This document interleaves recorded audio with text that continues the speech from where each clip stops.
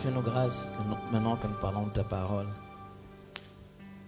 de ne pas la comprendre juste comme une lettre, mais de la recevoir dans notre esprit, non pas seulement avec nos oreilles, mais que dans notre homme intérieur, une attitude se crée, une décision se prenne, un changement s'opère. Ta parole est puissante, elle n'a jamais failli. Ta parole, c'est toi. Chaque fois que tu as envoyé ta parole, elle a toujours réussi à sa mission. Du reste, il est écrit, ta parole ne te revient jamais sans avoir accompli ton dessein. Père, je prie que le dessein de ce soir s'accomplisse avec précision, netteté, dans chaque âme et dans chaque esprit. Cette parole ne soit pas que l'être, ton esprit agisse. Chaque fois que tu veux prononcer la création, ton esprit se prépare le climat. Saint-Esprit, prépare le climat nécessaire pour que la parole de ce soir donne la vie dans le cœur. Père, je ne donne pas la vie. Le berger qui donne la vie, c'est Jésus. Jésus ne vient pas maintenir une vie quelconque que les brebis ont eu avant. Il dit, je viens donner la vie. Christ, tu as une vie que nous n'avons pas, ta vie, et tu aimerais nous la donner ce soir. Donne-le la vie par ta parole. Oh Dieu, loin de moi de me faire maître de ces mots et de ces phrases. J'aimerais simplement me faire canal. Passe et parle. Je prie pendant que nous sommes en train de t'écouter, que nous n'écoutions que toi. Rien que toi. Car les brebis connaissent ta voix. Au nom de Jésus. Amen. Lisons le psaume 18. 18e chant.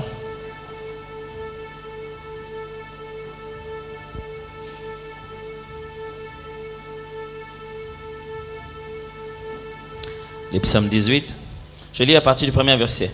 Au chef de chantre du serviteur de l'Éternel, de David, qui adressa à l'Éternel les paroles de ce cantique, lorsque l'Éternel lui délivrait de la main de tous ses ennemis et de la main de Saül. Il dit, je t'aime, ô Éternel, ma force.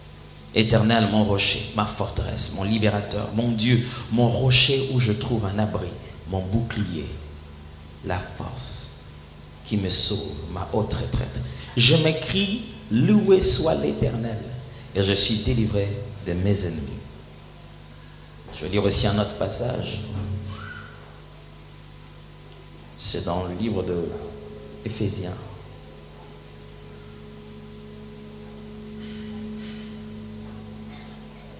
Chapitre 6.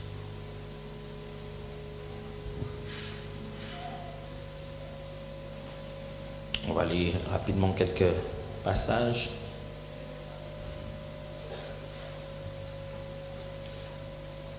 Le verset 11 d'abord.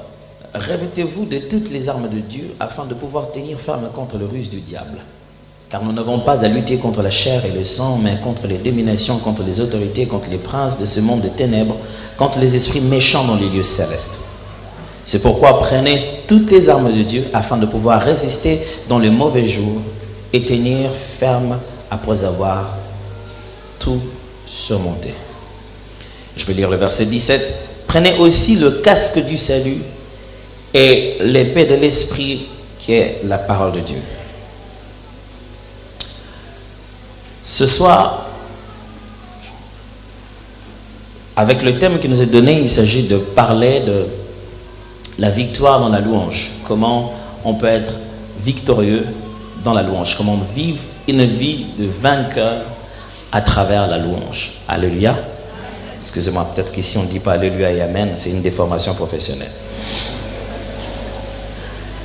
Il s'agit d'étudier dans la Bible comment parvenir à une vie victorieuse avec la louange comme moyen ou avec la louange comme stratégie, avec la louange comme méthode.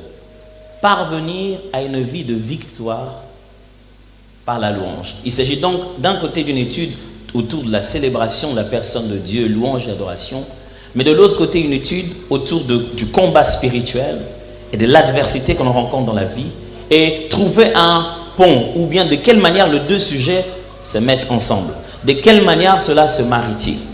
Qu'est-ce qu'il y a de la louange qui fonctionne dans le combat spirituel?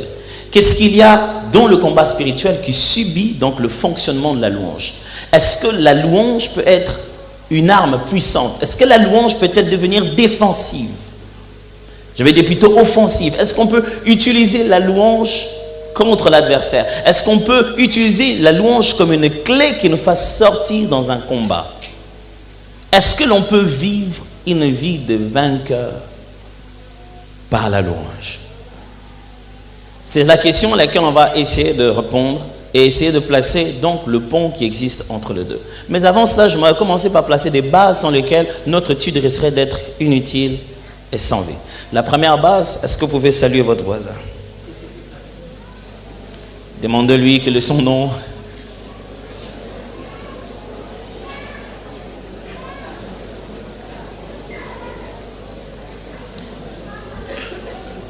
Je n'ai pas dit que l'on conjugue le verbe saluer sur vous. J'ai dit que vous conjuguez le verbe saluer sur quelqu'un d'autre.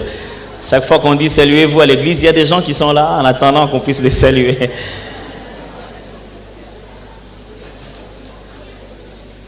La deuxième de base que j'aimerais placer ici, c'est qu'il ne peut pas avoir victoire s'il n'y a pas eu combat au préalable. On va parler de combat d'abord avant de parler de victoire.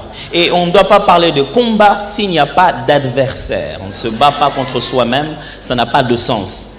Alors, si on veut parler d'une victoire par la louange, on est conscient de premièrement qu'il y a de l'adversité, qu'il y a un ennemi, qu'il y a des ennemis, ou qu'il y en a des millions. Et de l'autre côté, c'est qu'il y a un combat, on se bat. On est vraiment en train de se battre. La plus grosse erreur que l'on commette dans le combat, c'est manquer d'identifier clairement son adversaire. Alors, au moment où nous sommes en train de chercher à combattre dans la louange, nous combattons contre qui? Une fois que l'adversaire est identifié, les armes les deviennent aussi. On ne tue pas une mouche avec une mitraillette, n'est-ce pas? Dès que l'on découvre, dès que l'on comprend de quoi est fait l'adversaire, on peut s'imaginer ce qu'il peut nous faire et ce que nous pouvons lui faire. À partir du moment où on découvre l'adversaire, on découvre les armures qui nous aident à nous protéger et les armes qui nous aident à offenser. Et beaucoup de gens dans leur vie spirituelle ont passé du temps à essayer d'offenser quelqu'un qu'ils n'ont pas évalué d'avance.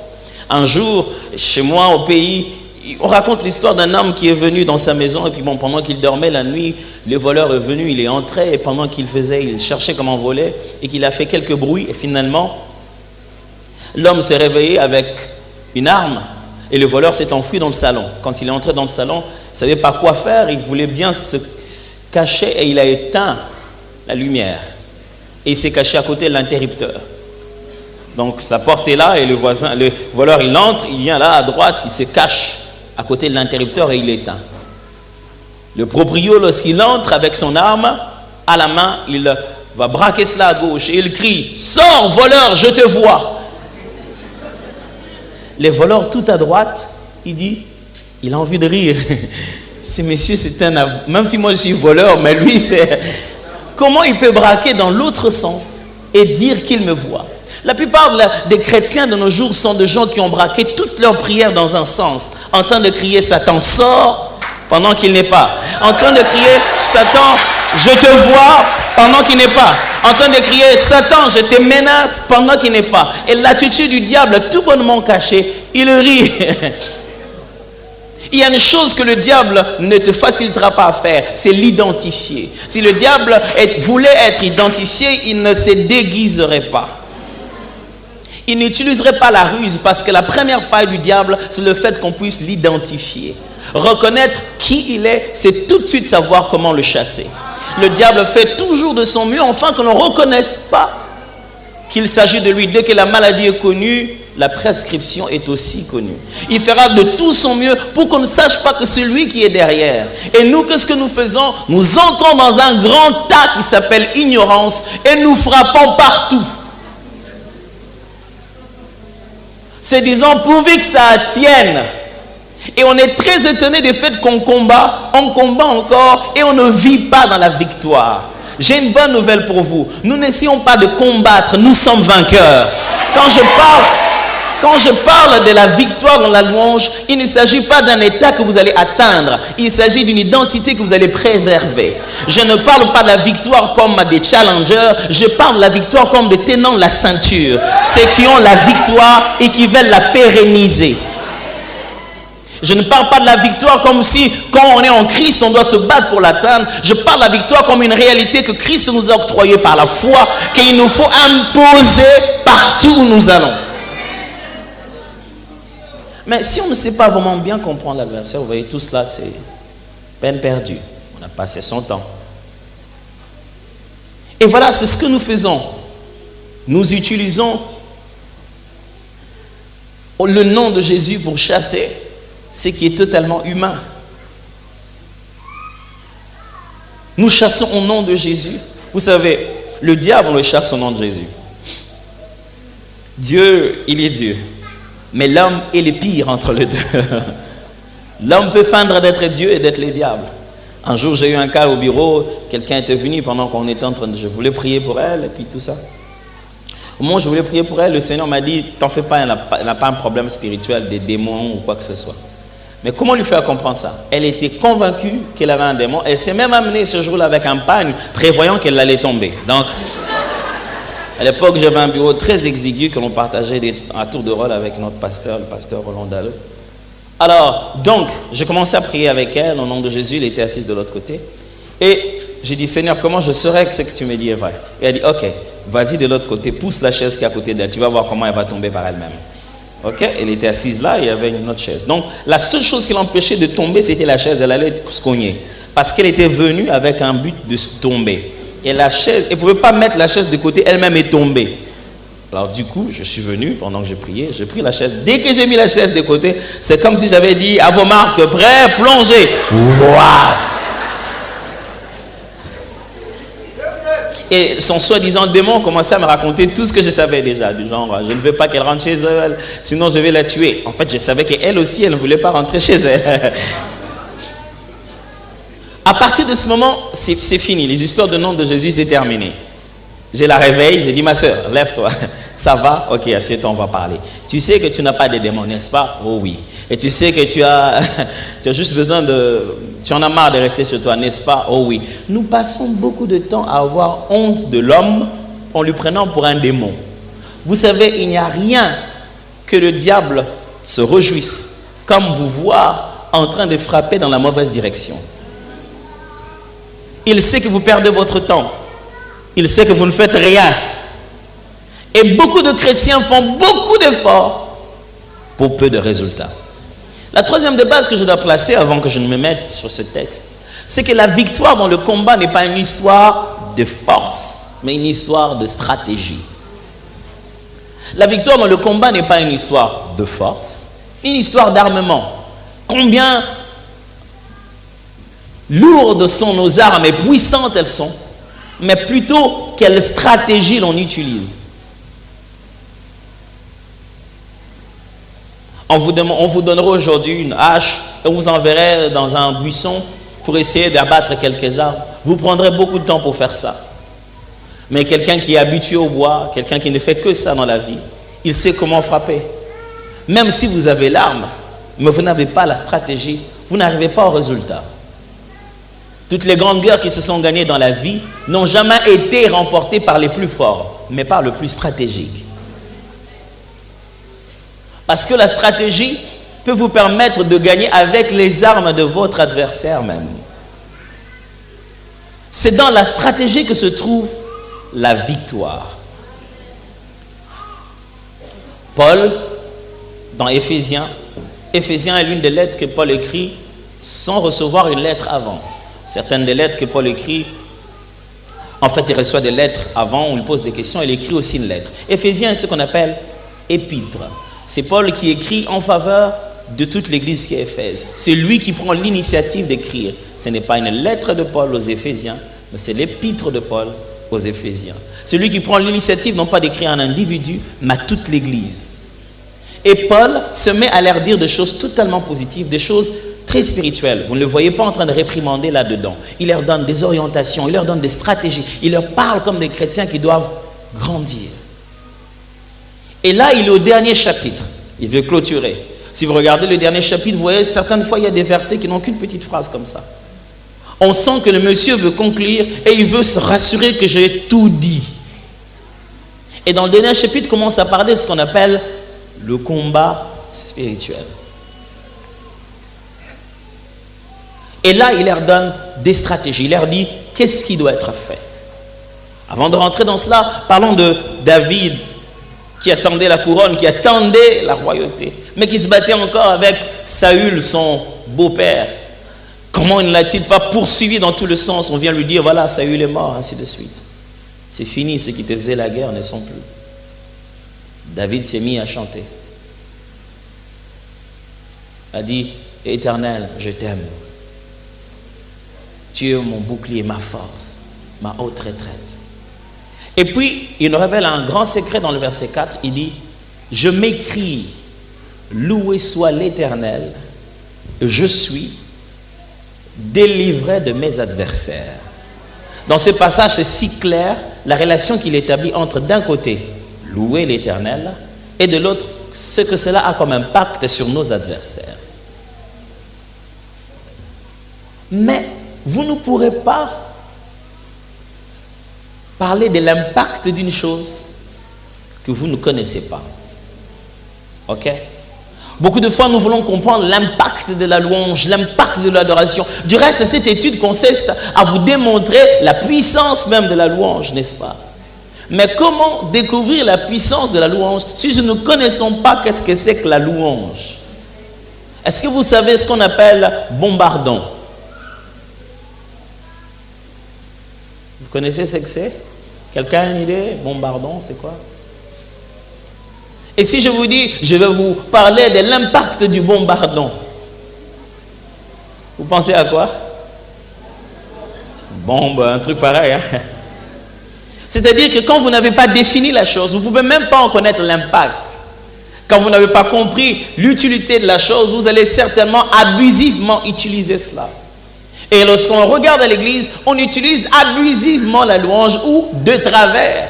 Et on s'efforce à dire, pourtant tu sièges dans le louange de ton peuple. Mais on a l'impression qu'il n'y siège pas. Qu'est-ce qui se passe? Il a changé de façon de faire, ou bien c'est nous qui ne faisons pas la louange qui doit être faite. Un bombardon, en passant, ce n'est qu'un instrument de musique gros comme ça, comme une sorte de tuba. Quand on est à côté, on est vraiment à côté. On peut être sincèrement à côté. On ne sert pas Dieu par une bonne volonté, on sert Dieu par l'obéissance à sa parole. On peut être sincère,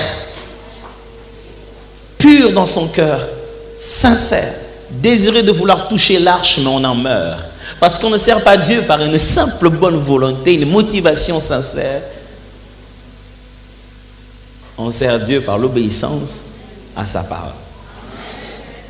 Qu'est-ce que tu fais, pasteur? Tu ne fais que contourner à gauche, à droite. Parle-nous de ce que tu veux vraiment dire. Alors, je commence à fermer parce qu'on va presque finir. Il faut qu'on définisse la louange. Sinon, on ne comprendra pas son impact. Sinon, on ne comprendra pas qu'est-ce que David a dit. Je m'écris, loué soit l'Éternel. Il a fait quoi? On a un sérieux problème dans le corps du Christ aujourd'hui. Les gens s'amusent à utiliser les verbes qu'il y a dans la Bible au lieu de conjuguer l'action que la Bible recommande. Quand Dieu dit résister au diable, il prie en disant Satan, je te résiste. Ça n'a pas de sens. Dieu n'a pas dit dites au diable, je te résiste.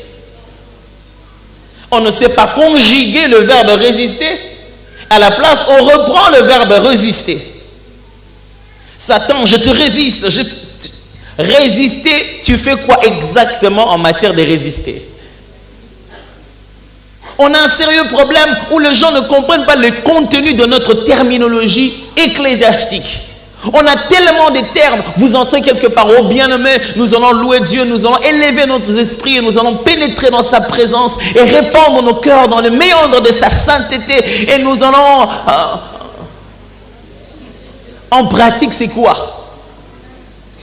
Quelque part, je suis allé, à peine on arrive, quelqu'un dit, bien-aimé, levez-vous, préparez vos armes, nous allons renverser des forteresses. J'ai dit, je suis au mauvais endroit, ici c'est l'armée. Nous avons plein de termes que nous récitons comme des religieux, que nous ne comprenons pas. Nous avons plein de termes dont nous avons comblé nos églises qui ne nous avancent vraiment pas. On ne sait pas comment conjuguer ce terme-là dans la vie pratique, mais on les a bourrés dans nos lèvres en pensant qu'en force d'avoir des savoirs quelconques, on arriverait à convaincre Dieu. Louer Dieu. Louer Dieu. Qu'est-ce que c'est que la louange? Je vais vous proposer une définition simple. Vous savez, au début, en grandissant, on nous disait tout le temps, louer Dieu, c'est dire ses hauts faits. Des fois, nous confondons beaucoup une prière ou une parole de louange, quelle qu'elle soit, avec ce que la louange est vraiment. Louer Dieu, si c'est dire ses hauts faits, c'est-à-dire que tous ceux qui sont muets ne peuvent jamais louer. Ainsi, Dieu n'a pas vraiment besoin d'adorateurs ni des gens qui le louent, il a besoin de poètes, ceux qui savent aligner des phrases pour dire ses hauts faits.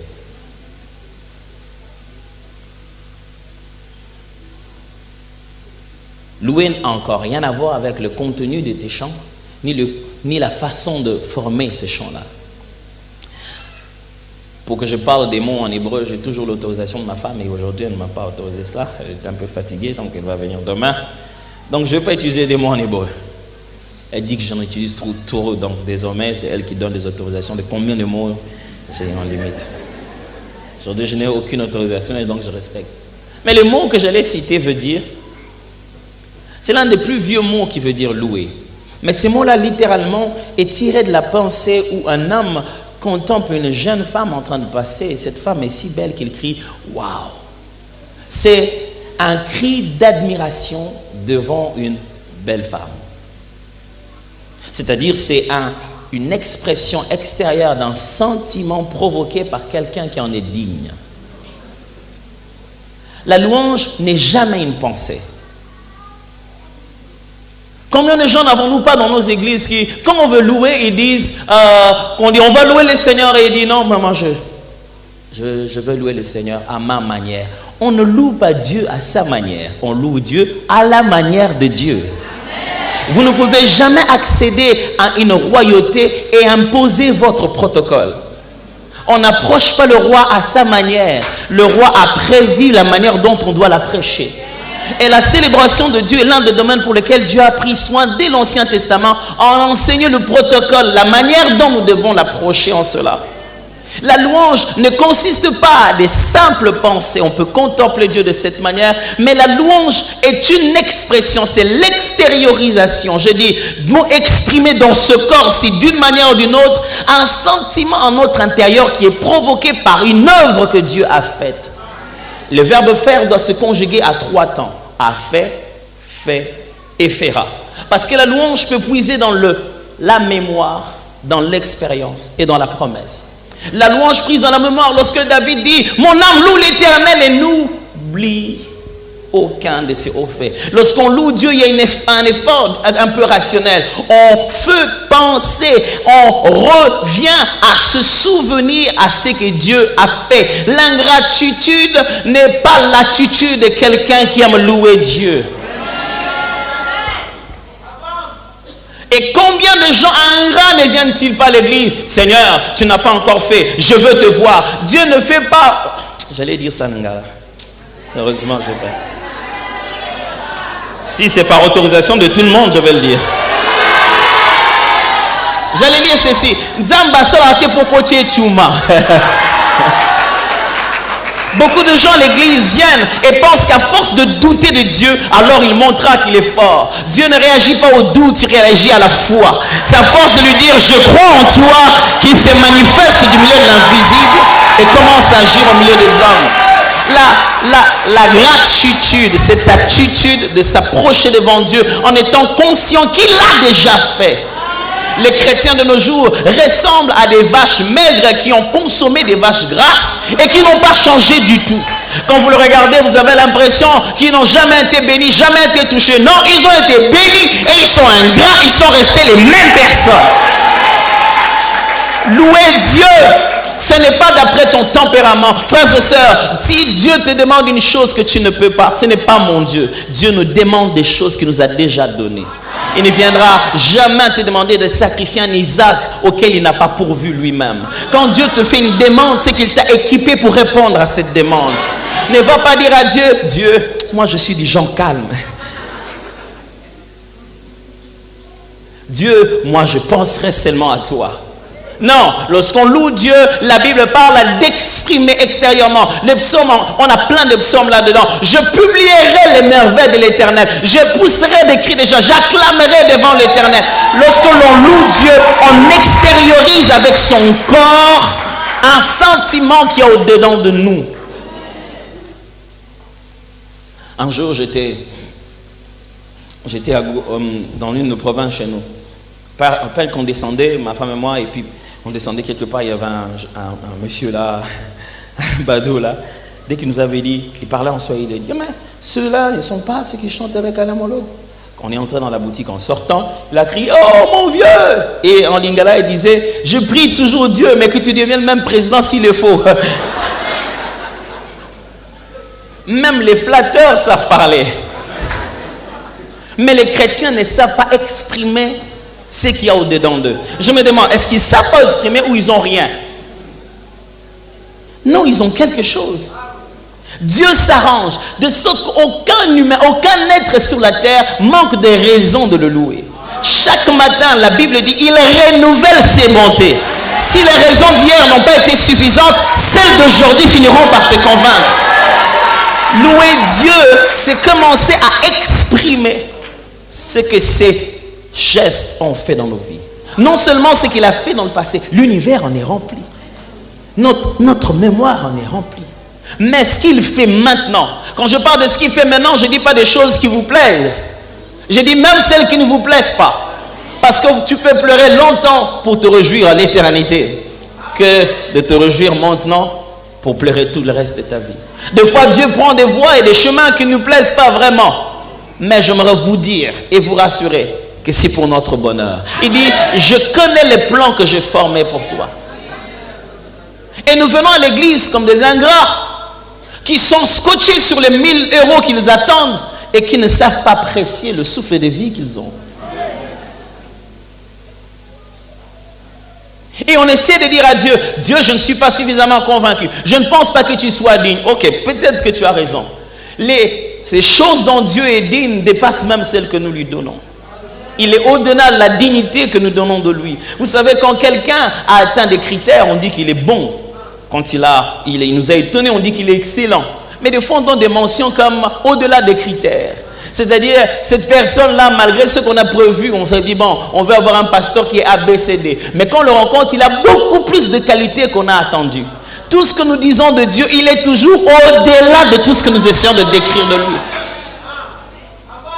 On ne danse pas à l'église parce que ça bouge. On danse à l'église parce que le cœur est touché. Et nous avons de plus en plus des animations à l'église et non pas de louanges. Tu regardes quelqu'un qui trémousse, tu te dis, est-ce qu'il est conscient de le faire à la gloire de Dieu? Je me dis, pourquoi il trémousse? Pourquoi? Ça, c'est la belle question. Pourquoi? Si David avait dansé au point de se déshabiller quand il était berger, j'allais comprendre que la louange sied aux pauvres. Une façon de venir à l'église à la recherche de l'argent. Celui qui a dansé au point de se déshabiller était roi. Il était roi. Il avait toutes les raisons de dire, compte tenu des protocoles liés à ma position, je me dois de tenir un profil. Toi et moi, on n'est même pas roi. Mais combien orgueilleux ne sommes-nous pas? Oh, j'aime quelque chose dans nos communautés africaines, ainsi de suite. Nous venons à l'église toujours bien sapés, surtout les dimanches. Oh là là, tu as l'impression que chaque dimanche dans cette église, c'est une fête. Nous, trop bien, tirer 4 épingles toujours. Et Dieu même, quand il voit comme ça, il dit ça doit être, vous savez quoi. Alors, il arrive. J'aime cela, c'est biblique dans la Bible. Dieu tient compte de la vestimentation, de la pudeur. Il donne même des mesures sur la manière dont il faut habiller des sacrificateurs. Il précise même qu'il ne voudrait pas qu'en montant, il devienne un scandale. S'habiller devant le Seigneur de manière saine est une bonne chose. Mais une chose m'étonne. Nous nous habillons maintenant très bien pour Dieu, au point que nos habits nous empêchent d'atteindre l'objectif premier. Quand quelqu'un veut se prosterner, c'est le pressing qui le rappelle combien il va coûter.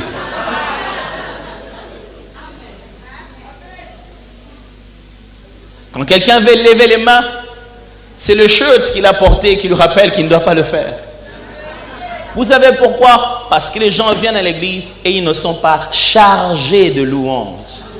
Nous forçons les gens, nous leur prêchons beaucoup à se préparer à amener leurs offrandes. Mais nous ne leur parlons pas de se préparer à venir louer. Je cite le pronom de Dieu qui disait « Chargé de louanges au milieu des anges, dans le couloir de la gloire, je m'engage. » On devrait venir à l'église chargé de louanges. Écoutez ce que David dit. Il promet à Dieu, dit, je publierai tes hauts faits dans l'assemblée des saints. Je suis encore ici, mais quand on arrivera là-bas, je me prépare. Dès qu'on va arriver là-bas, je publierai tes hauts faits. Nous sommes dans des assemblées où les gens craignent les autres pour louer Dieu. Ils respectent leur soi-disant rang. Le culte est une sorte de rassemblement de couronnés qui viennent jeter leurs couronnes. Tout ce que tu es devenu, c'est Dieu qui te l'a fait devenir. Et toute sa joie, c'est de te voir prendre ça et de les jeter par terre. Les gens dansent pour d'autres personnes, mais ils ne savent pas louer Dieu. J'ai vu quelqu'un refuser de pleurer et dire non, nous sommes de la vieille génération, on ne peut pas pleurer. David dit, je te louerai avec les larmes de mes yeux. Vous savez, il y a des choses dans votre passé quand vous pensez, non seulement que même les émotions reviennent, même les odeurs reviennent. Le souvenir est si frais. Non seulement qu'on le loue pour ce qu'il a fait et ce qu'il fait, on le loue aussi pour ce qu'il fera. Lorsque Dieu fait une promesse, c'est tout. Ne cherchez pas beaucoup de Dieu, cherchez qu'il parle. Dieu s'engage par sa parole. Quand il a parlé, il le fera. Et quand vous avez reçu une parole de Dieu, ou vous avez reçu une promesse de Dieu, ou Dieu a dit ce qu'il fera dans le futur, la louange doit commencer maintenant. Écoutez-moi très bien. Une fois ça s'est passé en fait, dans le livre de Juges, chapitre 6, le peuple s'est avancé devant les murs de Jéricho et il devait finir. C'était un combat contre Jéricho. Je suis en train de finir. Le combat contre Jéricho. On raconte que le mur de Jéricho était si épais qu'il pouvait faire la taille de 6 à 9 bandes de voitures. Ça, c'est l'épaisseur du mur. Du reste, c'est clair parce qu'on raconte même que la maison de Rahab, la prostituée, était construite dans le muraille. C'était si grand que les gens de Jéricho disaient que c'était leur Dieu qui a fait ça. Quand on voulait se battre contre Jéricho, on devait se battre contre leur Dieu d'abord. Le grand muraille de Jéricho. Un jour, Israël devait se battre contre Jéricho. Et Dieu dit, la guerre, la victoire est dans la stratégie. Et Dieu a donné une stratégie que les militaires ne pouvaient pas imaginer. Une stratégie qui est apparemment passive. On n'attaque pas, on tourne tout autour, mais on ne tourne pas en rond. C'est très différent. Alors, la Bible dit, il leur a dit tournez tout autour. Une fois chaque jour, jusqu'au 7e jour, tournez 7 fois. Ils arrivent au 7e jour, ils tournent une fois, ils tournent 2 fois, ils tournent 7 fois. Les murs s'ébranlent. Ils s'étaient ébranlés quand ils ont sonné le chauffard. Quand les murs s'étaient ébranlés, les hommes qui étaient dedans étaient vivants. La guerre a continué. Écoutez ce que Dieu a fait. Dieu a dit ceci. Ça, c'est moi qui l'ai dit. Si on regarde ce texte, on a l'impression que Dieu a fait ceci.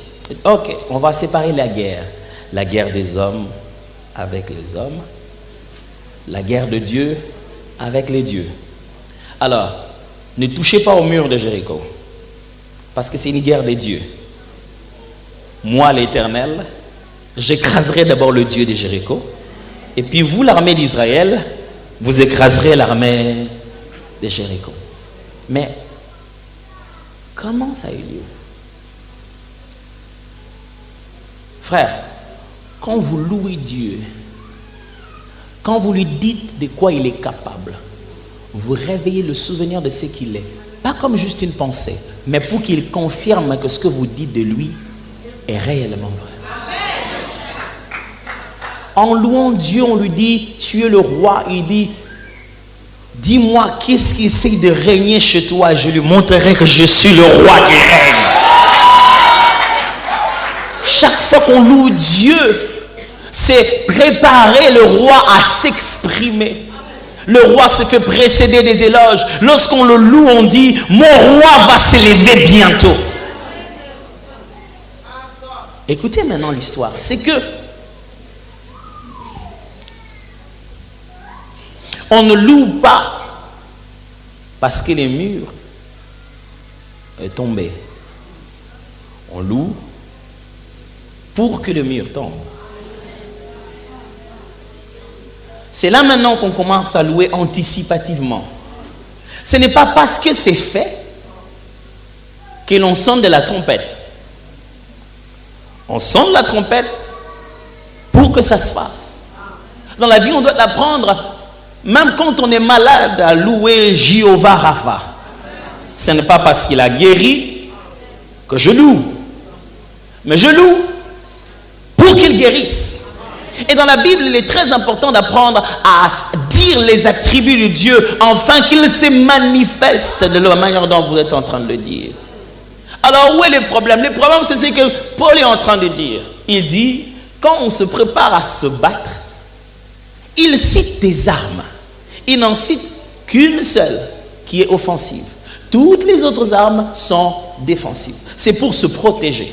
Cuirasse, casque, les ailes de l'évangile, ainsi, ceinture de vérité. Aucune de ces armes n'est là pour attaquer l'adversaire. Il n'y en a qu'une seule arme au verset 17. Qu'est-ce qu'il veut dire? Paul veut simplement dire que si vous savez comment vous protéger, vous commencez déjà à gagner. Et il ne cite qu'une seule arme, la seule arme, pour pouvoir offenser cette fois-ci l'adversaire. Et la Bible dit, cette arme c'est l'épée de l'esprit. Et la Bible ne laisse pas ça comme ça, elle explique qui est la parole de Dieu. Regardez dans vos Bibles, quand c'est écrit épée de l'esprit, l'esprit est écrit avec majuscule. Dans certaines versions, comme la version de la parole vivante, on dit l'épée que donne le Saint-Esprit. L'épée de l'esprit n'est pas l'épée spirituelle. Je vois beaucoup de gens commencer à prier et dire je sors l'épée de l'esprit. Et je me bats, ce n'est pas faire du XOR en esprit. L'épée de l'esprit, c'est l'épée que donne le Saint-Esprit. Et le mot qui est là est très clair. L'épée de l'esprit, le grec dit, qui est le rhéma de Dieu.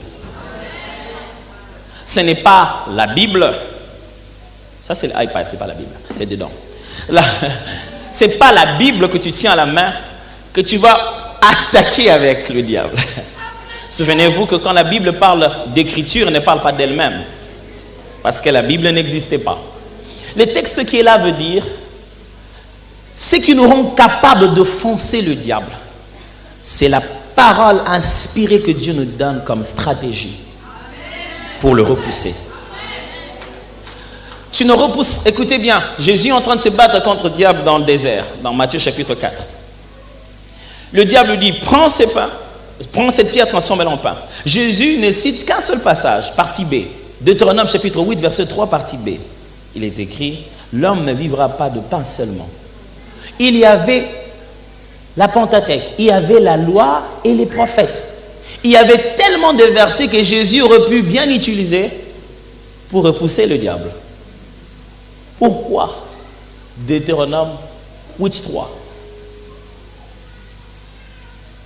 Jésus, non seulement qu'il a répondu dans les Écritures, mais il a répondu la parole inspirée, soufflée de Dieu, la révélation de Dieu qui exprime la meilleure stratégie à opérer. C'est que vous verrez Jésus dans la Bible, il est en face de deux sourds différents à deux moments différents et il les guérit avec deux méthodes différentes. Un aveugle guérit parce qu'il impose la main, un autre parce qu'il met la boue, un autre parce qu'il demande d'aller se laver. Parce que cela ne dépend pas d'une sorte de mécanisme, mais de la stratégie inspirée de Dieu. Il arrive qu'en face du combat, au lieu que Dieu t'envoie frapper, il te dit tourne-toi vers moi, loue-moi et je ferai l'affaire. Il arrive qu'à un moment dans la vie, devant nos difficultés, au lieu de commencer à se plaindre, à chercher des démons, Dieu dit loue-moi et je vais me charger de cette affaire. La Bible déclare que la mère de Judas, elle s'appelait Léa. Elle a dit mais bon voilà, j'ai beaucoup pleuré, mon mari ne vient pas. Cette fois-ci j'ai un enfant mais je ne sais pas quoi faire. J'ai donné à tous mes enfants des noms qui ont entré avec mon mari. Mais j'ai un dernier enfant ici, cette fois-ci je l'appellerai Judas, qui veut dire cette fois-ci, je louerai l'Éternel. Beaucoup de choses commencent à changer dans nos vies quand nous commençons à louer. Dès que cette femme a dit, cette fois-ci, je louerai l'Éternel, elle ne savait pas qu'elle venait de donner naissance à l'ancêtre de Jésus, le lion de la tribu de Juda. La louange donne naissance à quelque chose de prophétique. Lorsqu'on se met à louer Dieu, on est en train de lui dire, pourquoi tu es Dieu? Montre-moi que tu es Dieu. Alors David s'écrie, quand je m'écris, loué soit l'Éternel, conséquence directe, je suis délivré de mes adversaires.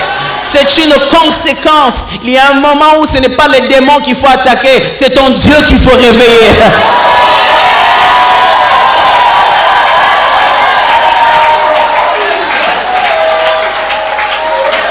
Et lorsque tu veux réveiller quelqu'un, lorsque tu veux toucher quelqu'un, tu le fais pas à ta manière, tu le fais à sa manière.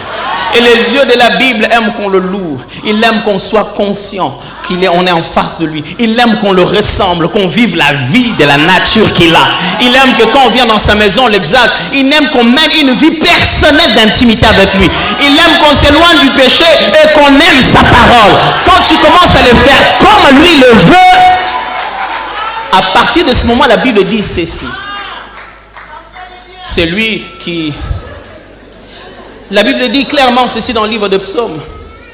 Si l'Éternel ait bâti une maison, c'est qu'il a bâti le fond en vain. Si l'Éternel ne garde, c'est qu'il garde le fond en vain. En vain, vous l'avez vu tout le matin. En vain, souffrez-vous pour gagner le pain de la douleur. Il en donne autant à ses bien-aimés pendant leur sommeil. Pas au boulot, quand ils dorment encore. Pourquoi?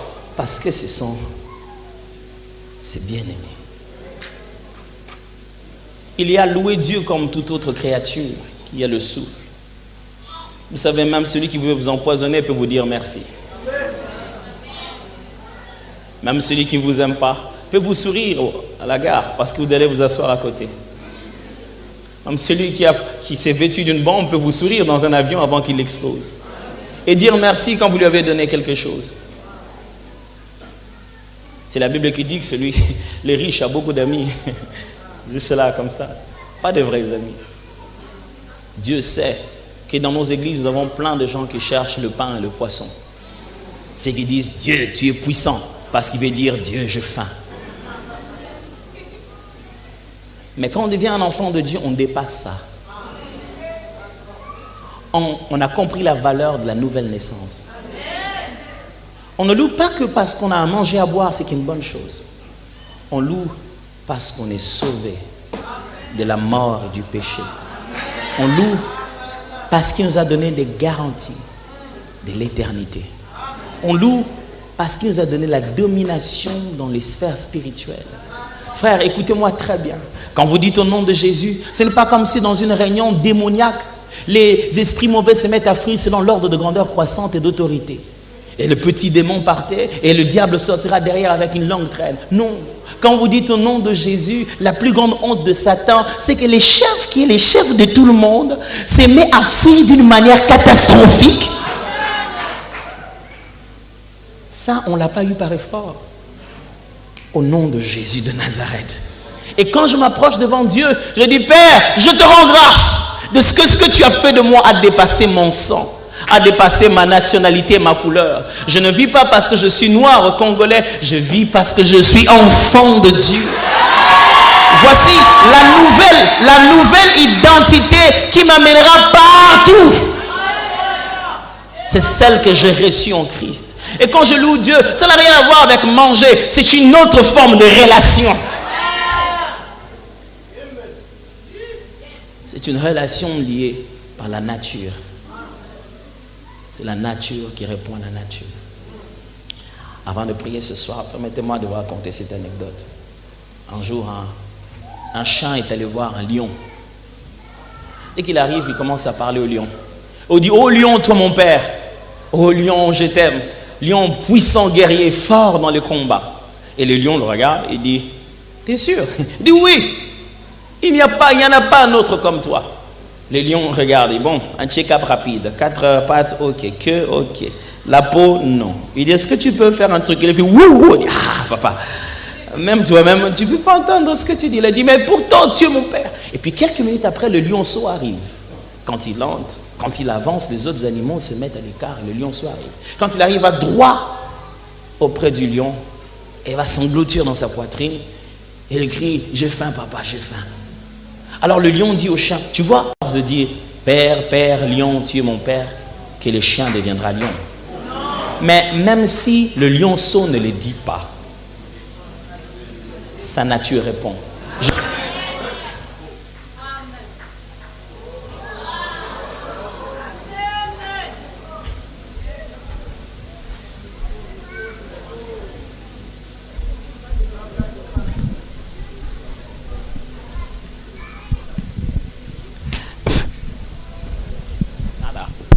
Je crois que c'est là-bas.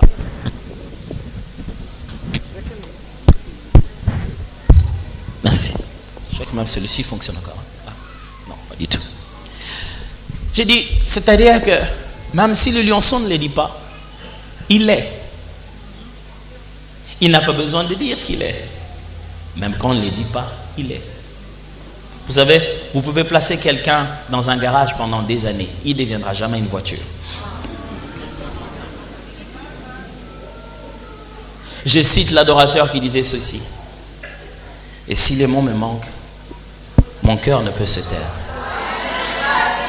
Et si mon cœur se tait, alors mon silence d'adore.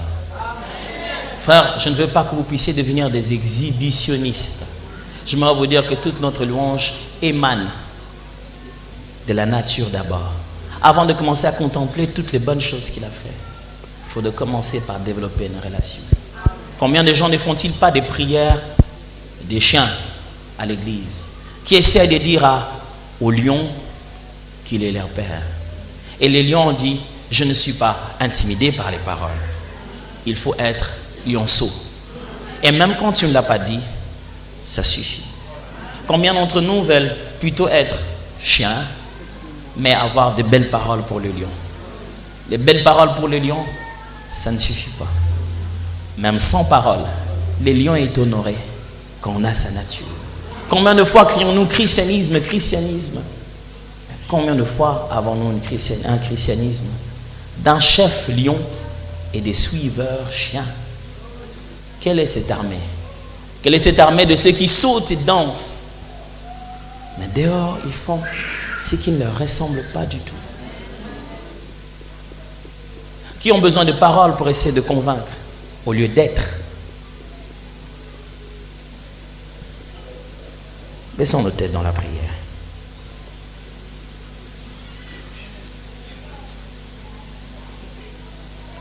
Et si le mot me manque, mon cœur ne peut se taire.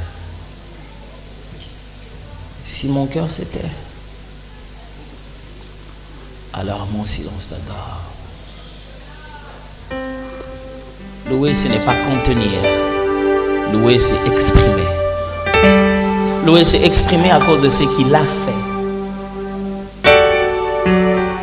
de ce qu'il fait et de ce qu'il fera. C'est exprimer par ses danses, par ses mains, par tout ce qu'on peut extérioriser comme sentiment. J'ai vu des gens faire des choses parce qu'ils ont aimé une chose, parce qu'ils ont aimé ce qu'ils mangent, parce qu'ils ont aimé ce qu'ils voient. Ils crient. J'ai vu des gens crier comme de fous dans un terrain de football parce qu'un jeu de jambes était si exceptionnel. Qu'est-ce que ce que Dieu a fait provoque au-dedans de toi? Si ça provoque quelque chose, ça devait être plus grand que ton rang. Tu ne veux pas regarder si tu es roi ou si tu es pasteur, ou si tu es enseignant ou si tu es responsable. Quand il s'agit de Dieu, il s'agit de Dieu. Ce soir, avant d'aller plus loin, je voudrais faire un appel à tous ceux qui aimeraient dire, frère, pendant que tu parlais, j'ai l'impression qu'il s'agit de moi. J'ai l'impression que je m'approche du lion, mais je n'ai pas sa nature. J'ai dit tellement de choses au lion, mais je ne lui ressemble pas. Je dis tellement de bonnes choses, mais sa nature n'est pas en moi. Ce soir, vous pouvez donner votre vie à Jésus. Ce soir aussi, vous pouvez revenir à ce Jésus que vous avez longtemps abandonné. Ce soir, vous pouvez aussi prendre une décision de ne plus jamais revenir à une mauvaise vie. Parce que Christ peut tout changer. Si vous êtes là ce soir, je demanderai seulement de là où vous êtes, si vous pouvez un peu vous lever et nous allons prier ensemble pour quiconque veut répondre à cet appel. Je ne vous demande même pas de vous avancer, juste là où vous êtes. La nature du lion. Je ne veux pas un dialogue sans nature. Je veux que quand je me tais, ce que je suis pas. Je veux que quand je ne sais le dire, ce que je suis.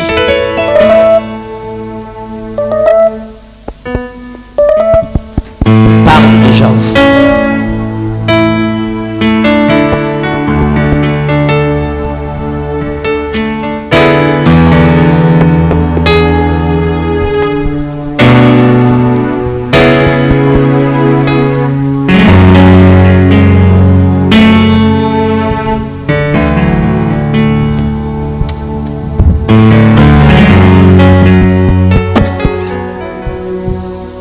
J'aimerais que vous levez vos mains, je vais prier pour vous.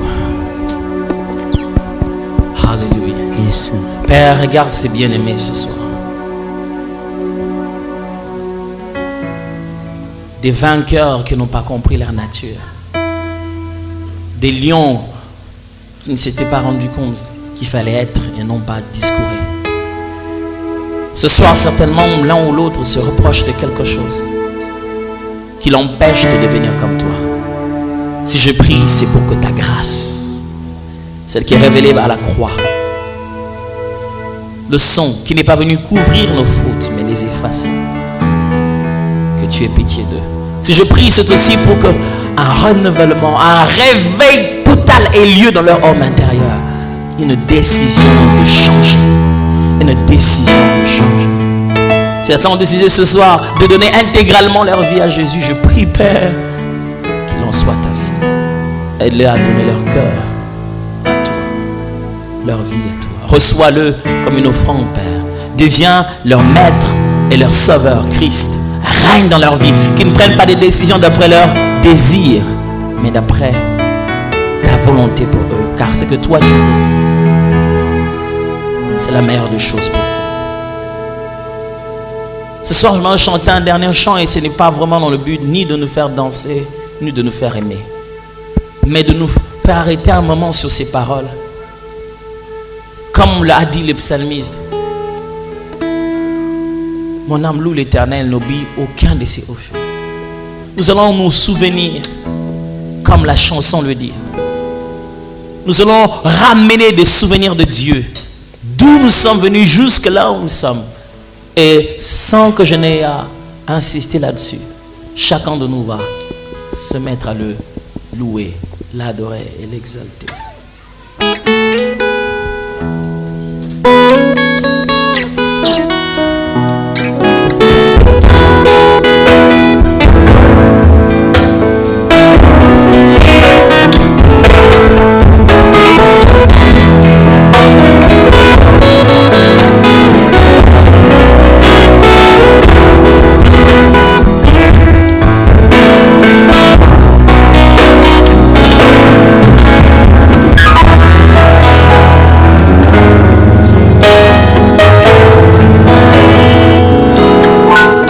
So que eu tô assim, assim por fora. So que eu tô assim, assim por bacana. So que eu Il y a des gens depuis qu'ils viennent à l'église, jamais le messager, jamais il n'a osé lever ses mains, jamais il n'a osé se prosterner, jamais il n'a osé se rependre par terre.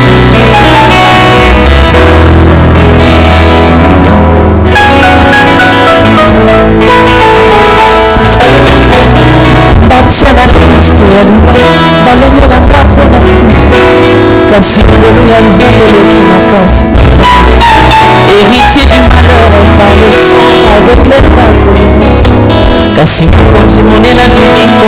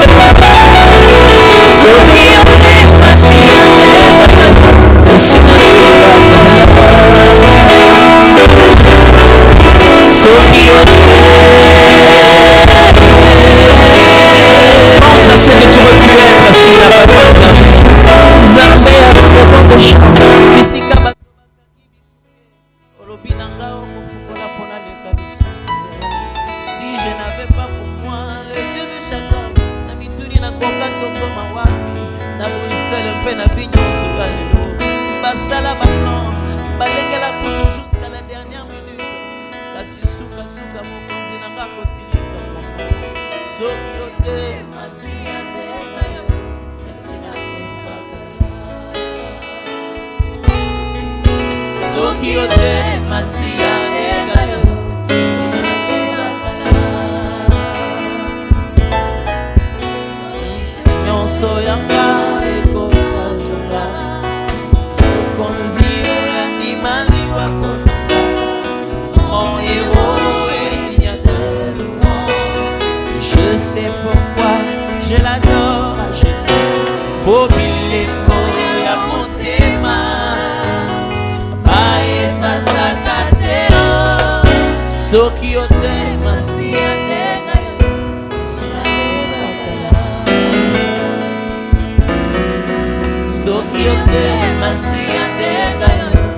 sinabebaka.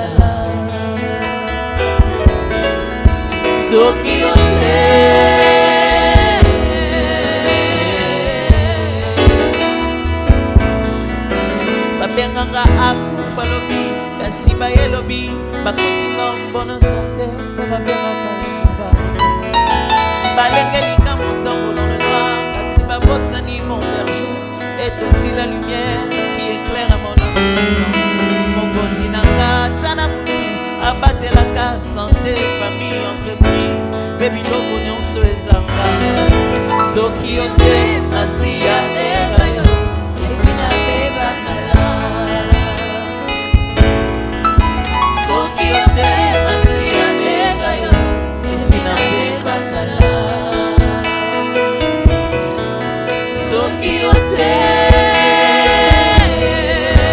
C'est si facile, ça veut dire juste ce qui était nu, tais-toi.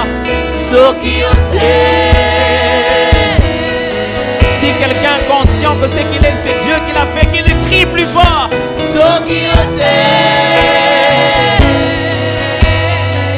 Chante-les comme un témoignage, comme une déclaration.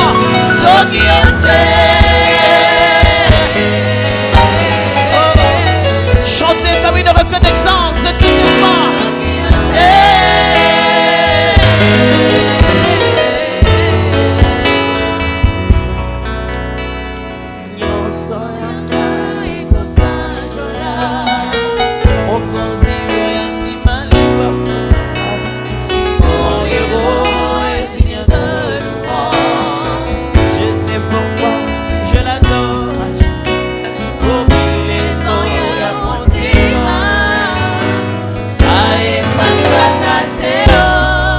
Commence à le louer. Nous te levons, Seigneur. Commence à dire des choses. Nous te levons, Yahweh. Nous t'adorons, Seigneur de gloire. Nous te levons cette nuit, Yahweh. Nous voulons t'élever, Seigneur. Nous te levons, Père Tout-Puissant. Digne es-tu l'agneau immolé. Digne es-tu le Dieu souverain. Nous élevons ton Saint-Nom, Yahweh. Nous élevons ton Saint-Nom, Père Tout-Puissant. Digne es-tu, Yahweh. Nul n'est comparable à toi, Seigneur. Nul n'est comparable à toi, Yahweh. Nul n'est comparable à toi, le Père Tout-Puissant. Nous élevons ton Saint-Nom. Nous élevons ton Saint-Nom, Yahweh. Nous élevons ta présence, Yahweh. Digne es-tu, Père Tout-Puissant. Digne es-tu, l'agneau immolé. Digne es-tu, le lion de la tribu de Juda. Digne es-tu, Père. Digne es-tu, la main cachée. Digne es-tu, la main révélée. Digne es-tu, Père Tout-Puissant. Digne es-tu, Père Tout-Puissant. Digne es-tu, l'agneau immolé. Digne es-tu, Père Tout-Puissant. Digne es-tu, Yahweh. Digne es-tu, Yahweh. Digne es-tu, Seigneur. Merci, Yahweh. Merci, Seigneur Dieu. Merci, Père Tout-Puissant. Merci, Yahweh. Merci pour ton esprit. Merci pour ta Quand présence. tu te souviens de tout ça, tu te souviens de tout ça. Est-ce que tu n'as pas quelque chose à faire ce soir? Est-ce que ça ne serait pas le louer, le bénir? Digne-tu, Yahweh. Merci pour ta présence en ce lieu. Merci pour ta présence, Seigneur. Merci pour ta présence en ce lieu, Yahweh. Merci, Seigneur. Merci pour ta présence en ce lieu. Merci, Seigneur. Ce soir, il veut t'attirer encore comme jamais avant auprès de lui. Et ce chant l'exprime mieux. Attire-moi à toi.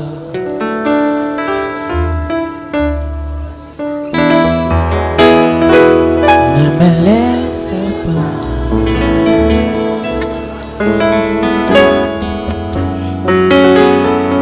Je veux tout abandonner.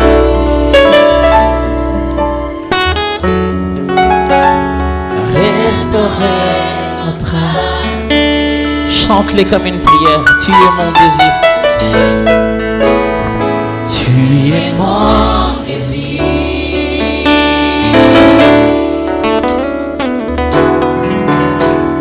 Je ne veux que toi.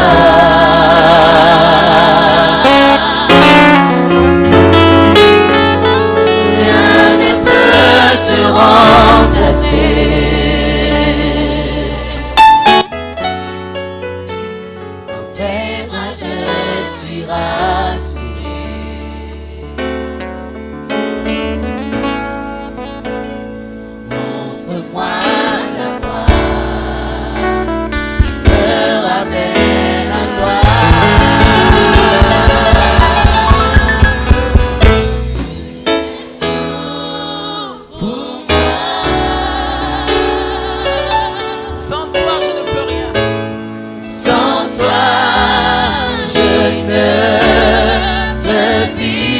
Chante-le comme une prière. Oh, tu es tout pour moi.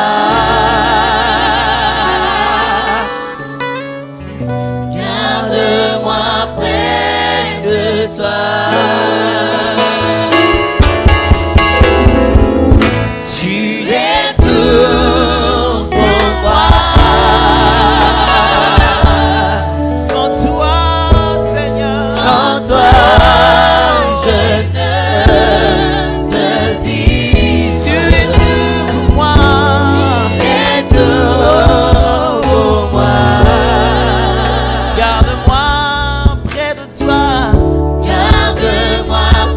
Je ne sais pas si vous connaissez celle-ci.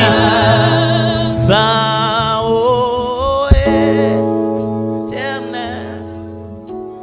Dieu